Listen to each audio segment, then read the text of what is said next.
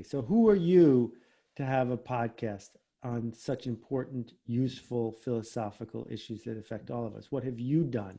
What right do you have to speak up on these topics? When we hear that voice in our head, we feel like an imposter. Imposter syndrome is widespread in our modern economy. Like, I don't think you have an imposter syndrome if you're a fifth generation farmer and you're growing cauliflower, because the cauliflower comes out of the ground.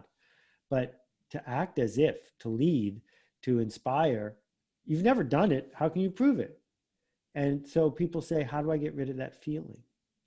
And my answer surprises them, because I say, you can't get rid of it, and it's a good thing you have it.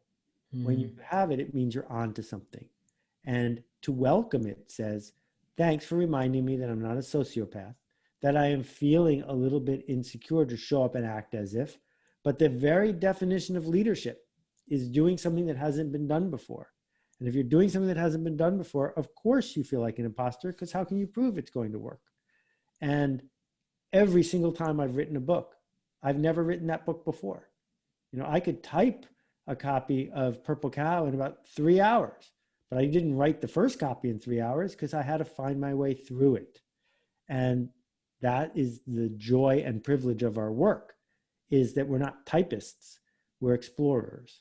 And I love this definition of leadership there, and it's made me think about it in a different way. People think leaders are the people who shout the loudest or stand at the front, but like you're saying, leaders are the people who are doing the stuff that hasn't been done yet, who are making the decisions, who are forging forward.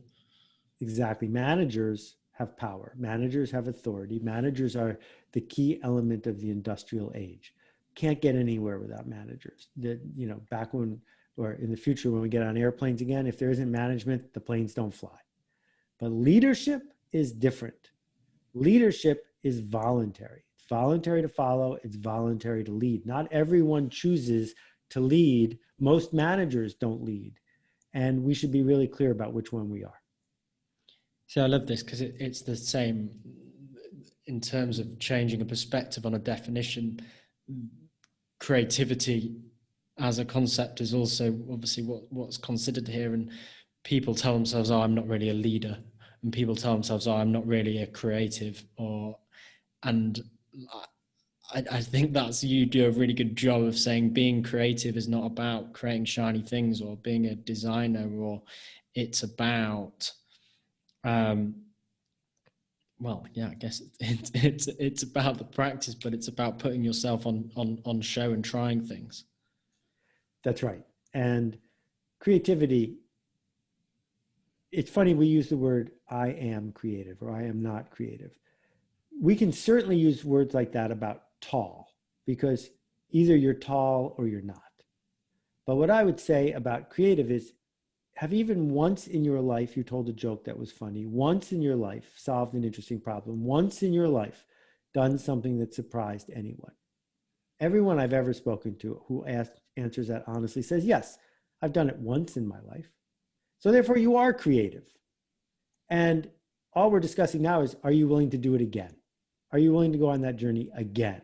But to say I am not creative is patently false. It can be proven to be false. What could be true is I'm not being creative right now. And that is something that's easier to fix. And how, and what's the fix? Well, the fix is caring enough about the people you serve, being generous enough to do something that might not work. That is an act of creativity. The people who say they have writer's block, the people who say they're not creative, are indicating they are afraid of bad writing and bad ideas. They are saying, I am not willing to have a bad idea. I am not willing to put things in front of people that I will regret later. If I had good stuff, of course I would share it. I'm just not willing to risk it not being good. And the only way through that is to create enough bad stuff that some good stuff slips in. And when it does, developing good taste and just sharing that one. But first, you got to produce a lot of bad stuff, not insisting that everyone eat your bad food or follow your bad advice, but write it down, indicate it, make a list. And then if you do that enough, something's going to come out the other side. And the thing that will come out the other side is an idea that's actually worth sharing.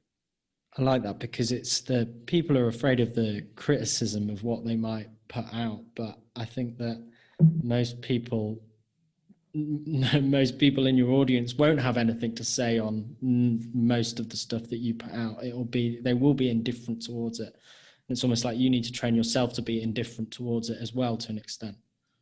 Yeah. And again, many people who are listening to this have the power to put an idea in front of 100 people or 1,000 people. Some people have the power to put it in front of 100,000 people. And you shouldn't ship everything, but you need to constantly commit to this practice of creation, because if you don't, you won't know what to ship, because each thing you come up with will be so precious, you'll be afraid to discard it. And so when I run into someone who says they're blocked, I say, show me all your bad ideas. Show me your notebook filled with bad writing. Show me your sketchbook filled with all of your bad designs. Because after I see all your bad work, then I might believe you are incapable of good work. But right now, you're not even showing me any of your work because I think you're hiding it.